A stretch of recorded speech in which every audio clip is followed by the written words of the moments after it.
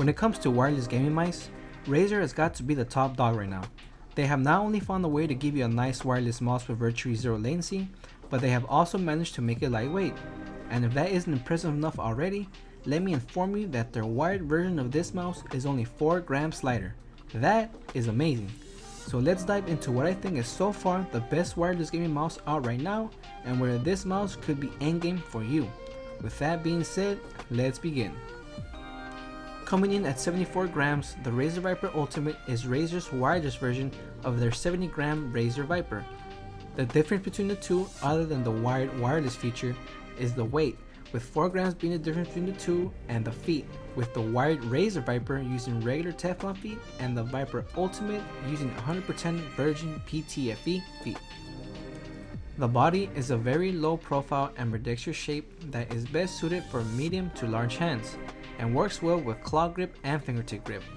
As for palm players, it's not really the best for that kind of grip, however you can get away with using it. A little more on that later. The dimensions of the Viper Ultimate are 117mm long, 38mm tall, and 66mm wide. Compared to the GWO's Hati, which dimensions are 124mm long, 39.9mm tall, and 57mm wide, we can see that the Hati is taller near the rear, giving us palm players a better grip. At the top, we have the mouse 1 and mouse 2 buttons, and to be honest, they are not my favorite at all. The buttons are kinda mushy or marshmallowy. They just don't offer that nice, crisp, tactile feel that mice usually have. But they are very silent, so that may be a plus for some of you. The switches for the mouse 1 and 2 are optical and offer an industry-leading response time of 0.2 milliseconds, according to Razer. Now, I don't know if that's true or not, but I did notice myself having to get used to the response time ever so little, as I would either click too soon or too late, thus missing my target. It's something that took me about 5 minutes to get used to after taking it for a spin on Kovacs. Also, the side play on mouse 1 and 2 are very minimal. At the top, we have the scroll wheel, which is a bit too stiff in my opinion. It's kinda like a Hati scroll wheel, where it's more on the tactile side, except it's really stiff. Some people like it, others don't. Me personally, I don't really mind it that much, as it really didn't bother me while gaming, but it could use some improvement. Here's a quick sound test. On the sides, we have buttons, and yes, I said sides with an S because this mouse is truly ambidextrous. Having buttons on both sides of the mouse makes it so that right and left-handed users can both enjoy this amazing piece of tech. However, the side buttons are not my favorite. Compared to something like a Zowie S2, which side buttons feel amazing in my opinion, they're definitely mushy, but they do have low post and pre-travel. They are also flushed along with the body, and pressing them felt awkward. I had to actually get used to them, which was very annoying, as I kept pressing the incorrect side button when gaming. But after a day, I got used to them. On the plus side, they are crisp and offer low post and pre-travel. Here's a quick sound test.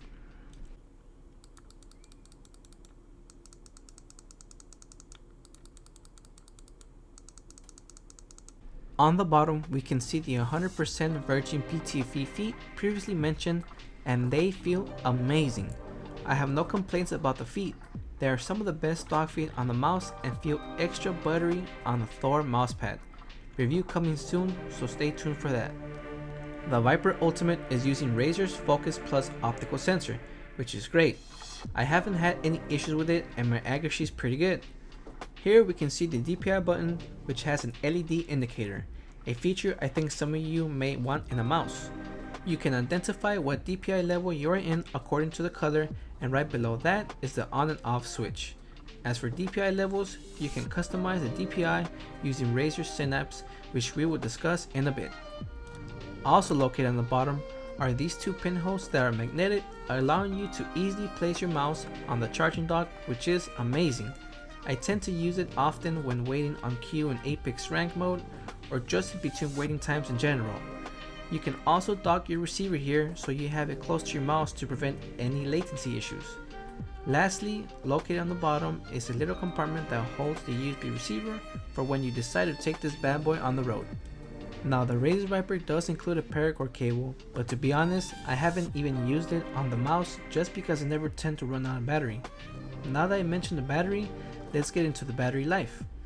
This mouse can last 72 hours before having to charge it, and if you are a casual gamer that only plays about a few hours a day like myself, it basically means it will last you a long time without having to charge it. Not only that, but the mouse has a self shut-off feature when not in use. I haven't charged this mouse for days and I have left it on standby, yet the mouse has more than half of its battery life. That is insane. Now in order to get 72-hour lifespan, you do have to turn off the RGB, which is very minimalistic and kind of pointless as your palm gets in the way of the RGB when in use. So it's best to turn it off anyway, and thanks to Razer, their logo is nearly visible, giving the mouse an overall stealthy look, which looks better in my opinion. Now let's get into my least favorite part of the mouse, which actually has nothing to do with the mouse itself, and that is its software, Razer Synapse. For starters, the software automatically installs itself right after plugging in your mouse, which in my opinion is not a good practice, especially when the software doesn't work well sometimes. The software sometimes opens up on startup and sometimes it doesn't, but when it works, it's pretty okay. You can change the RGB, lift off distance, even calibrate your mouse to a specific mousepad surface to give you the best performance, or at least Razer claims. I just wish they gave me the option to install it instead of automatically installing it itself, cause those random updates and opening up on startup are quite annoying. Now onto my experience. The Razer Viper Ultimate is in my opinion the best wireless mouse on the market for claw or fingertip players. Even though I'm a palm player, I found myself enjoying the mouse mostly because of its features. The shape isn't perfect for me, and they do perform better with something like a Hati, but when taking into consideration the battery life, the lightweightness, the buttery smooth feet, this makes the mouse an overall enjoyable experience. To be honest, I'm someone who believes that everyone should have a dual mouse setup, one wired and one wireless. It's very convenient, especially for someone like me who video edits and works while on the road.